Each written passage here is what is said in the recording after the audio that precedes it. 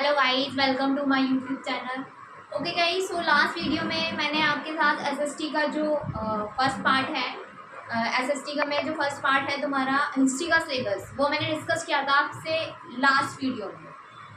सो अगर आपको एसएसटी में हिस्ट्री का सिलेबस चाहिए जो ईएमआरएस में आने वाला है एग्ज़ाम में, सो आपने लास्ट वीडियो जाके देख सकते हैं, विजिट कर सकते हैं चैनल पे। ओके, सो आज का जो हमारा वीडियो है वो ईएमआरएस सिलेबस यानी पॉलिटिकल साइंस में जितना भी पोर्शन है ईएमआरएस में उसका सिलेबस आज हम सारे टॉपिक्स यहाँ पे डिस्कशन करने वाले हैं।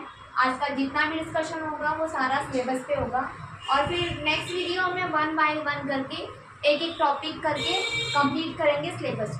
तो हमारा जो आज का डिस्कशन है वो सिलेबस पर ही है। इसका जो फर्स्ट टॉपिक है आपका पावर शेयरिंग, सत्ता का बंटवारा या आप कह सकते हो शक्ति का बंटवारा। ओके, जैसे कि शक्तियों का बंटवारा न्यायपालिका, कार्यपालिका, विधायिका, ये तीनों ही जो हैं वो लोकतंत्र में वर्क करती है। ठीक है, सत्ता का बंटवारा इन्हीं तीनों के बीच है। और नेक्स्ट है आपका फेडरेशन यानी कि संवाद। ठीक है, किसी भी देश में संवाद कैसे काम कर रहा है और संवाद है क्या, उसके बारे में हमें पढ़ना है। डेमोक्रेसी एंड डाइवर्सिटी, लोकतंत्र और विविधता।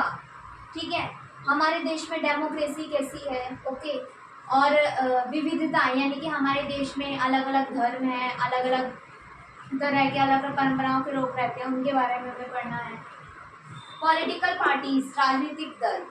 ठीक है, हमारे देश में, एक लोकतंत्र देश में जितने भी पॉलिटिकल पार्टियां होती हैं, बीजेपी हो गई, आम आदमी पार्टी, बहुत सारी पार्टियां हैं, उनके बारे में हमें पढ़ना है।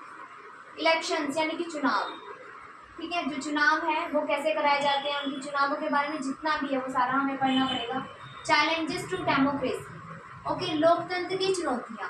लोकतंत्र को चलाने के लिए इंडिया में नहीं, किसी भी देश में अगर लोकतंत्र को सुचारू रूप से चलाना है तो उसको चलाने के लिए हमारे सामने क्या क्या चुनौतियाँ ही आती हैं, उनको हमें पढ़ना है। चुनौती क्या क्या है? Popular struggle and movements like in Nepal and Bolivia. देखिए, जो हमें स्ट्रगल है, संघर्ष है, और जो मूवमेंट्स हैं यानी कि आंदोलन, लोकप्रिय जो संघर्ष है, लोगों ने क्या क्या संघर्ष किए हैं, आंदोलन किए हैं। ठीक है, किसमें? नेपाल और बोलिविया में। ठीक है, नेपाल और बोलिविया में जितने भी संघर्ष हुए हैं, जितने भी आंदोलन हुए हैं, उनके बारे में हमें पढ़ना है। नेक्स्ट टॉपिक है अपना फंडामेंटल राइट्स, मौलिक अधिकार। संविधान में जो हमें फंडामेंटल राइट्स दिए हुए हैं, मौलिक अधिकार दिए हुए हैं, उनके बारे में हमें पढ़ना है। नेक्स्ट टॉपिक है आपका डेमोक्रेसी, लोकतंत्र। लोकतंत्र में आपको कुछ, लोकतंत्र के अंदर भी बहुत सारे टॉपिक्स हैं, जैसे कि कॉन्सेप्ट, अवधारणा, यानी कि उसकी परिभाषा, डेफिनेशन क्या है, अलग अलग राइटर की डेफिनेशन है वो पढ़नी है उसकी अवधारणा में।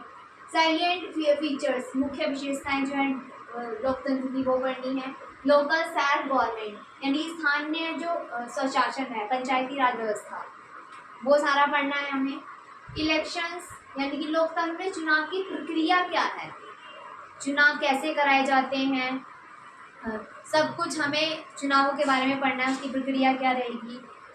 लोकसभा के चुनाव कैसे होते हैं, राज्यसभा के कैसे, प्रधानमंत्री के चुनाव कैसे होते हैं। ठीक है, वो सारा हमें पढ़ना है। नेक्स्ट है आपका इंडियन कॉन्स्टिट्यूशन, भारतीय संविधान। ओके, भारतीय संविधान से पहले आपका एक टॉपिक और रह गया, democracy in India and the world. लोकतंत्र जो है वो इंडिया में कैसे काम करता है और वर्ल्ड यानी कि अलग अलग देशों में भी लोकतंत्र है, वहाँ पे कैसे लोकतंत्र काम कर रहा है, कैसे उसको क्या क्या दिक्कतें आती हैं, उनको क्या क्या चुनौतियाँ हैं लोकतंत्र को चलाने में, कैसे काम कर रहा है हमारा लोकतंत्र। वर्ल्ड में भी पढ़ना है हमें, विश्व में भी और इंडिया में भी, दोनों में पढ़ना है डेमोक्रेसी को। ओके, नेक्स्ट टॉपिक है आपका इंडियन कॉन्स्टिट्यूशन, भारतीय संविधान।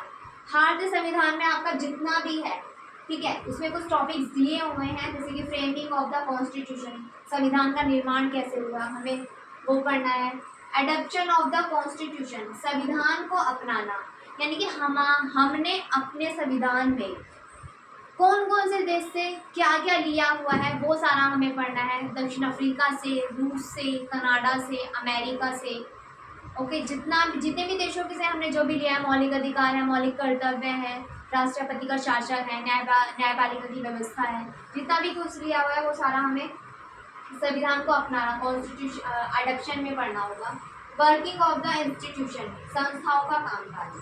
संस्थाओं का कामकाज से मतलब है कि विधायिका, न्यायपालिका और कार्यपालिका, इन तीनों का जो इन तीनों में जो शक्तियाँ बटी हुई हैं उनका क्या क्या काम है हमें वो पढ़ना है। कामकाज यानी कि जैसे कि पार्लियामेंट, संसद, संसद के क्या कर रहे हैं वो पढ़ने हैं हमें। और जुडिशरी यानी कि न्यायपालिका, न्यायपालिका के क्या काम करते हैं, न्यायपालिका हमारे लिए क्यों ज़रूरी है। ये जितने भी संस्थाएं हैं, संसद होगी, न्यायपालिका होगी, वो सारे हमें पढ़ने होंगे। इसमें विधायिका है वो और पढ़ लेते हैं, इसी का पार्ट है, संसद का ही पार्ट है। ओके, सो संसद में आपका लोकसभा और राज्यसभा आ जाता है। बाकी जो तीन तीन टॉपिक्स हैं हमें, न्यायपालिका, विधायिका, ओके, और क्या कहते हैं कार्यपालिका, उसको भी हम डिस्कशन कर लेंगे थोड़ा थोड़ा। कोई भी ये चीज़ तो हमें पढ़नी है, जितना भी सिलेबस है तो हमें पढ़ना ही पड़ेगा। सो फ्रेंड्स, आज का जो ये डिस्कशन था वो सारा सिलेबस पे था। अगर आपको थोड़ी सी भी सिलेबस से हेल्प मिली हो तो मेरे चैनल को सब्सक्राइब जरूर कीजिएगा। Okay guys, thank you.